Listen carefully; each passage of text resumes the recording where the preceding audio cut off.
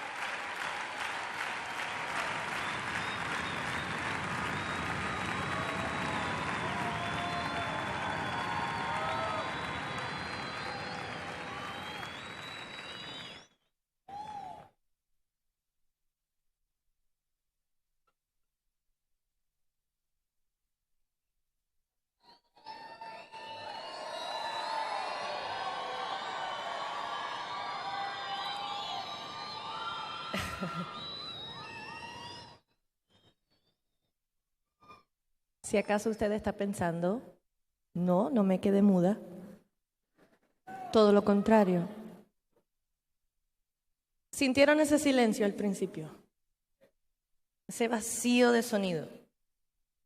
Ese vacío de interacción. El silencio es incómodo. Y les conté el tiempo. Pensé que a lo mejor íbamos a durar algunos 30 segundos en puro silencio. Pero no se sienta mal de que la primera vez solo duraron 5 segundos sin silencio antes de decir algo. La segunda vez les toma un poquito más, 7 segundos. Y la tercera vez solo 3 segundos. Es naturaleza humana querer llenar el silencio. Pero ¿qué de las veces que cubrir el silencio con sonido no hace una mejoría al estado de silencio? Me explico. ¿Ustedes alguna vez han estado cerca de una persona que por fin tienes un rato de silencio? Te sientas, comienzas a meditar en el Señor. Y alguien dice como una tontería que no viene al caso. Yo no sé qué sería considerado aquí en Argentina como algo tonto. Pero a mí que me digan, ay, qué bonito está el día. Después de que yo he estado escuchando todo el día puras bocinas en mis oídos, bum, bum, bum, bum, bum, bum, bum, y que ya tengo 5 segundos de silencio solo para mí, a veces me resulta absurdo. Pero ¿a dónde les quiero llevar con esto? Y es lo que vamos a estar hablando en esta mañana. En la palabra de Dios hay 2 clases de silencios. Está el silencio del pueblo o la inactividad del pueblo, pero también está el silencio de Dios, que es probablemente una de las etapas más difíciles de todo ser humano, pero es una de las etapas más importantes. Estar en absoluto silencio de Dios. Saben, hay un dicho muy popular y ustedes lo han escuchado en canciones y de adoración y en predicaciones que dice que cuando Dios está en silencio es porque está. Y si usted va a la palabra de Dios, Dios no es de muchas palabras. Cuando Moisés iba a sacar al pueblo de Egipto, al pueblo de Israel de adentro de Egipto, sacarlos de la esclavitud, Moisés, que era tartamudo, estaba acostumbrado al silencio porque tenía su complejito. Le dice al Señor, pero cuando yo vaya allá, ¿qué le voy a decir? Porque me va a mirar el faraón como, ajá, ¿y tú qué? ¿Y qué dijo Dios? Dile, yo soy, te envía. Nada más. Y luego hizo silencio. Pero cada vez que Dios hace un silencio y una pausa en nuestras vidas, es porque se trama algo. Y cada vez que Dios rompe el silencio en nuestras vidas, siempre va a ser una mejoría al estado de silencio. ¿Sí me entienden? Y no pretendo entrar muy seria, de hecho tengo una anécdota que quiero contarles. Se trata de un crucero que estaba lleno de gente y el barco iba por alta mar y de repente saliendo de uno de los puertos en aguas infestadas de tiburones, una pareja que tenía a su bebecito estaban así en el riel mirando y de repente por un descuido, un viento, el bebé se le cae al mar. E inmediatamente, sin pasar 2 o 3 segundos, había un hombre de 80 años que estaba lanzado al agua, rescató el bebé y lo subieron al barco. Y bueno, el héroe del barco fue homenajeado esa noche con una cena especial. Vinieron todos los tripulantes del barco, toda la gente que estaba en ese barco vinieron a celebrar el heroísmo de este señor, que teniendo solo 80 años, se había lanzado a alta mar en esas aguas infestadas de tiburones por salvar a un bebecito. Y cuando al fin le dan la palabra al señor de 80 años, dicen, ¿qué fue lo que te motivó a tu alta edad? Como dicen ustedes los argentinos, estabas grande. Y a tu avanzada edad lanzarte y salvar a ese bebé. Y él dijo, discúlpeme, que le voy a contestar su pregunta con otra pregunta. Pero lo que yo deseo saber es, ¿quién fue el individuo que me empujó? Y eso es lo que pretendo en esta mañana. Darte un empujoncito, aunque un poco incómodo, que te saque de tu área fácil, pero con el fin de que hagas algo grandioso para el Señor. De que puedas rescatar a los bebés de Dios que están allá afuera, desamparados. Y aunque sea por un empujoncito, te conviertas en un héroe de la fe. Bien, vamos a la palabra del Señor. Quiero que separen 2 escrituras. La primera es Josué, capítulo 6, del 1 al 5. La segunda es Lucas 1, del 5 al 13. Pero vamos a Lucas después. Y dice la palabra del Señor, voy a estar leyendo de la Nueva Traducción Viviente, porque yo no sé usted, pero nosotros los jóvenes nos gusta que nos hablen en palabras simples, ¿cierto?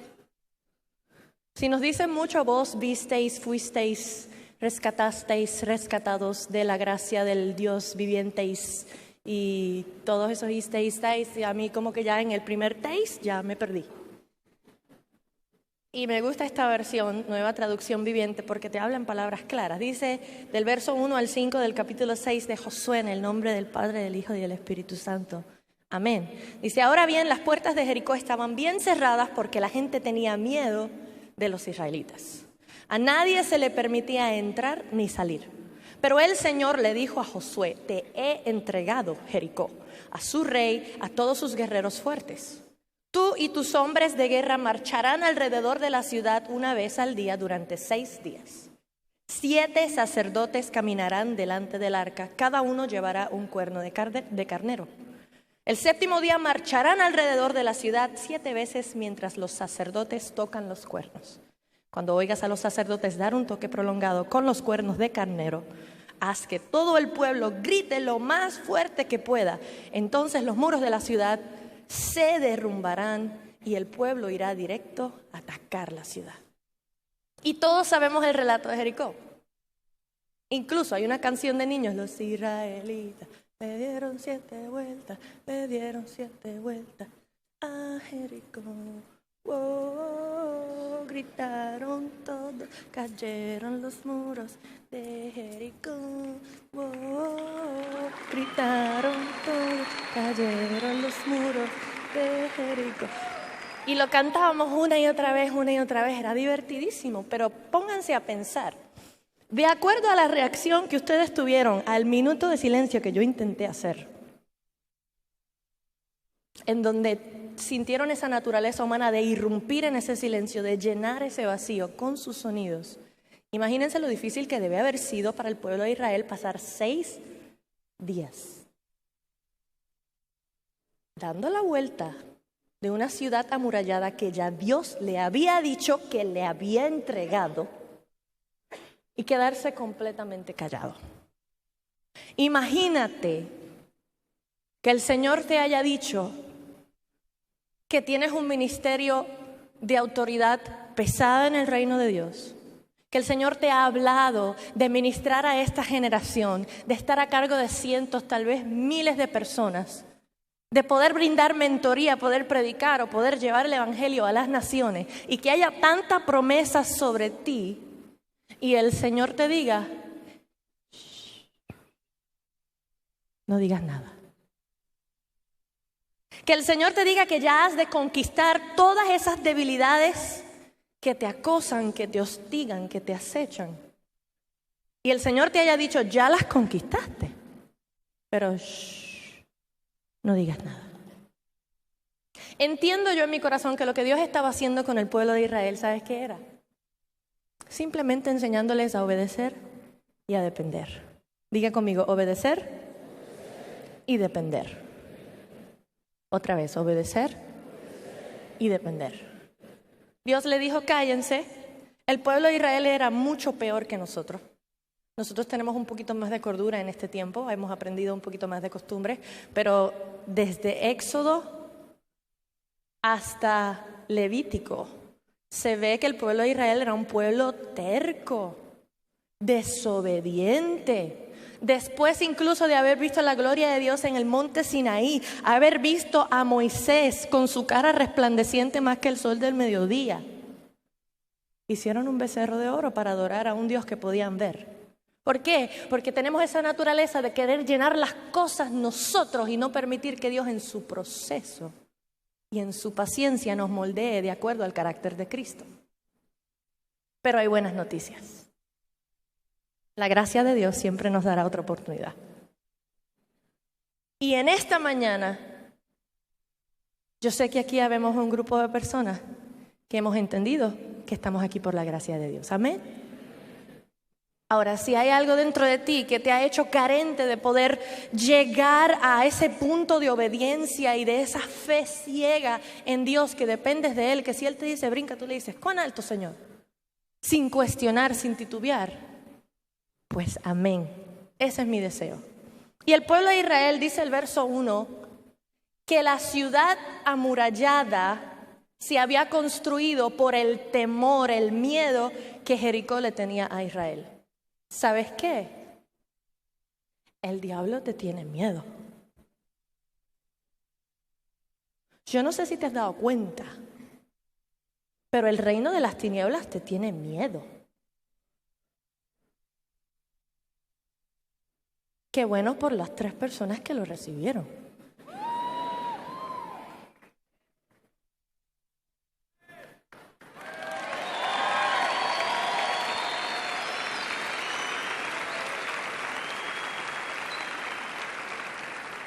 Porque además de Dios, somos los únicos seres en la creación que tenemos el poder de la vida y la muerte en nuestra lengua. La palabra del Señor dice, caerán a tu lado 1000, 10,000 a tu diestra, más a ti, más a ti, más a ti. Porque el reino de las tinieblas te tiene miedo. Y es por esa razón que hace tanta resistencia y tanta batalla y quiere erguir muros en tu vida para que tú no puedas avanzar, para que no cumplas propósito, porque el enemigo sabe que una persona que ha entendido su propósito y ha entendido su posición en el reino de Dios y obedece y depende de Dios, es el peligro más grande, es la bomba nuclear más grande para el reino de las tinieblas.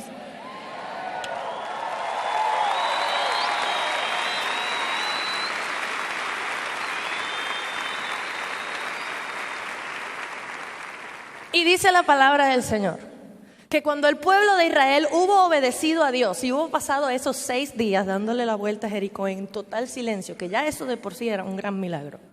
Porque si usted no ha conocido una persona judía de Israel, son así cálidos como nosotros los latinos. No se calla.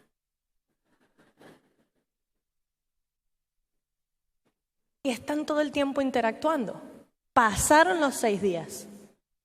Dieron la vuelta en silencio. Llega el 7º día. Dan las 6 vueltas y los únicos que estaban permitidos hacer sonido eran los sacerdotes con los carneros. Imaginen la escena. Imagínense que ustedes, adoradores, conocedores del Dios vivo, estén ahí sentados y Dios les diga, no hagan ningún sonido mientras Cristín de Clario y su banda adoran a Dios. La cosa más difícil del mundo para un adorador, estar en silencio. Pero ¿saben qué? Hay algo que se llama, ustedes conocen acerca del concepto de momentum. Está bien, se lo explico. El momentum es cuando un objeto que ha estado estático, que no se ha estado moviendo, comienza a moverse y va agarrando una fuerza y una velocidad y sigue, y sigue, y sigue, y sigue. Llega un momento que sigue solito. Eso es momentum. Y el momentum del espíritu es más efectivo cuando un objeto que ha estado estático es movido por la presencia de Dios. Pero solo se puede lograr obedeciendo y dependiendo de Dios. Obediencia y dependencia. El pueblo de Israel permitió que Dios les comenzara y les iniciara su momentum. Y cuando llegó ese séptimo día, esos deseos que ellos tenían embotellados dentro de sí, de gritar en adoración al Dios real, al Dios veraz, al Dios que nunca les había mentido, todo lo contrario, que los había perdonado, los había sacado de Egipto, de la esclavitud, y le había dado una nueva oportunidad, y iban rumbo a cruzar para alcanzar la promesa que Dios le había dado. Llegó el momento de romper el silencio. Y esos deseos que tenían dentro de ellos salieron en un grito. Y yo nada más imagino el grito del pueblo de Israel. Fue tan fuerte que el grito del pueblo de Israel activó la manifestación de la presencia de Dios. Dice la palabra del Señor que la presencia de Dios derrumbó los muros. ¿Saben? Los muros de Jericó no eran unas murallitas de bloques como las que nosotros conocemos. El muro de Jericó medía más de medio kilómetro. Era demasiado grande, era imposible que se derrumbara solo con la presencia del Señor. Pero la obediencia del pueblo de Israel, de estar en silencio cuando tenían que estar en silencio y lanzar el grito cuando tenían que lanzar el grito y depender de Dios, fue lo que derrumbó los muros. Así que en tu vida hay muros. En la vida de todos se edifican muros, fortalezas, experiencias de nuestro pasado, lastimaduras de nuestra niñez, cosas que nos han marcado en la vida, en donde hemos construido ciertos muros y no hemos podido trascender al próximo nivel. Pero tengo algo para decirte. A medida que vas dependiendo de Dios, a medida que vas obedeciendo a Dios, a medida que vas escuchando, percibiendo, recibiendo y dejándote manejar por el Señor, a estar quieto y conocer que Él es Dios cuando tienes que estar quieto, y a levantar tu voz cuando tienes que levantarla, esos muros caen porque caen.